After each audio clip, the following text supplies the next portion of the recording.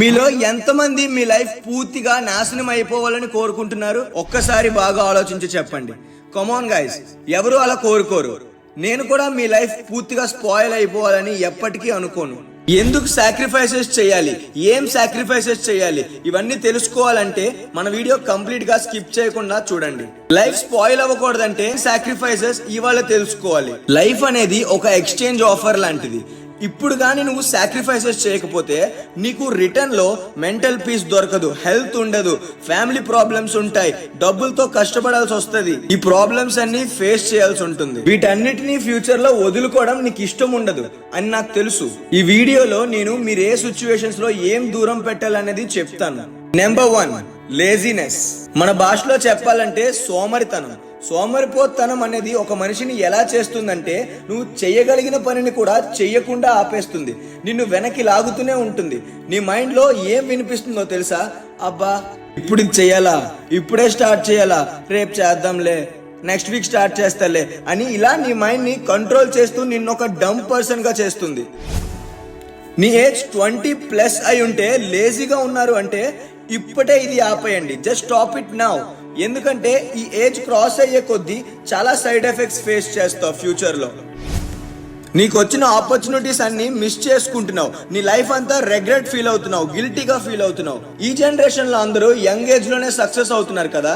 Opportunities అనేవి అందరికీ ఉంటాయి, కానీ 99.9% పీపుల్ ఫెయిల్ అవుతున్నారు లేజినెస్ వల్ల. నీ ప్రొఫెషనల్ ఇమేజ్ అనేది స్పాయిల్ అయిపోద్ది నీ లేజినెస్ వల్ల.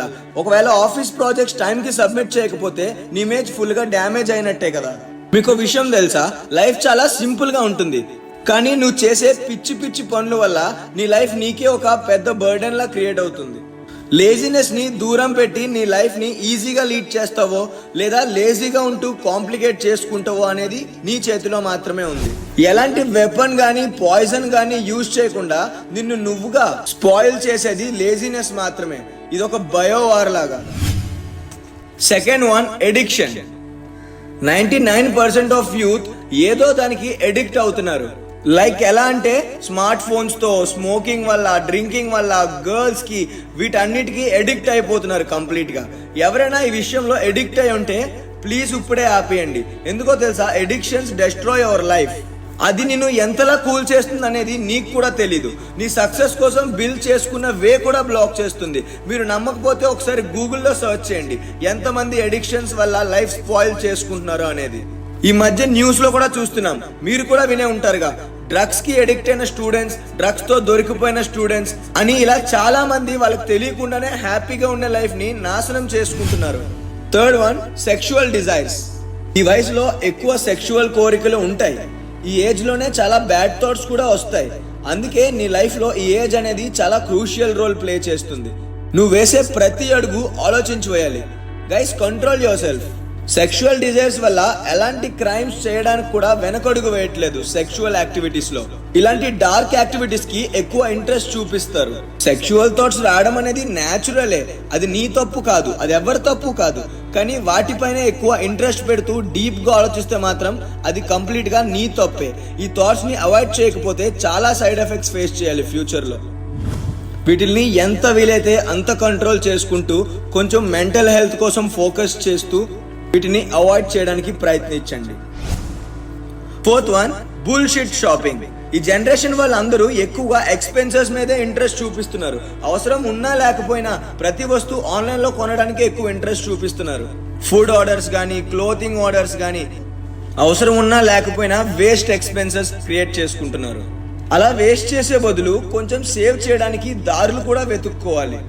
నీ సేవింగ్స్ తో ఎవరి మీద డిపెండ్ అవ్వకుండా నీ కెరీర్ కోసం యూజ్ అయ్యేలా కొంచెం స్కిల్స్ మీద కూడా ఎక్స్పెన్స్ చేయండి.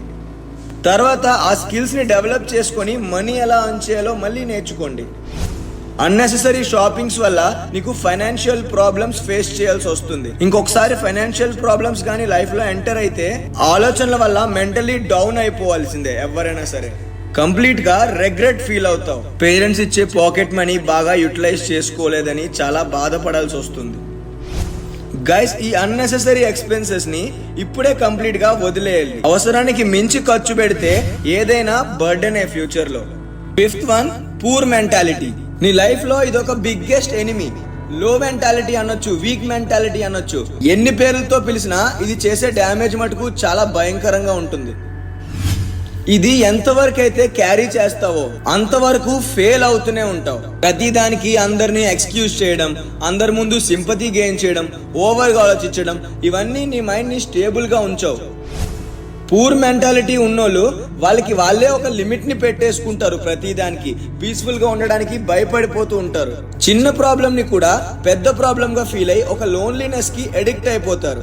ఇవన్నీ ఒక పర్సన్ ని మెంటల్ గా వీక్ చేస్తుంది. ఎలాంటి మెంటాలిటీ ఉన్న వాళ్ళు ఈజీగా మ్యానిపులేట్ అయిపోతారు. ఎవరైనా వీళ్ళని చీట్ చేయగలరు చాలా ఈజీగా. వాళ్ళ మైండ్ సెట్ ఎప్పుడు స్టేబుల్ గా ఉండదు, ఫ్లక్చువేట్ అవుతూనే ఉంటుంది. గైస్, పూర్ మెంటాలిటీని వదిలేయాలి. నీ మైండ్ ని స్ట్రాంగ్ మెంటాలిటీగా డెవలప్ చేసుకోవాలి. అలా అవ్వకపోతే లైఫ్ లో ఫెయిల్యూర్స్ తప్ప ఇంకేం ఉండదు. సో గైస్, ఇవే మనం చేయాల్సిన సాక్రిఫైసెస్. వెంటనే ఇవన్నీ మీ లైఫ్ లో అప్లై చేయండి. తర్వాత ఉండే రిజల్ట్స్ మీకే చాలా షాకింగ్ గా అనిపిస్తాయి. Thank you so much for watching the video.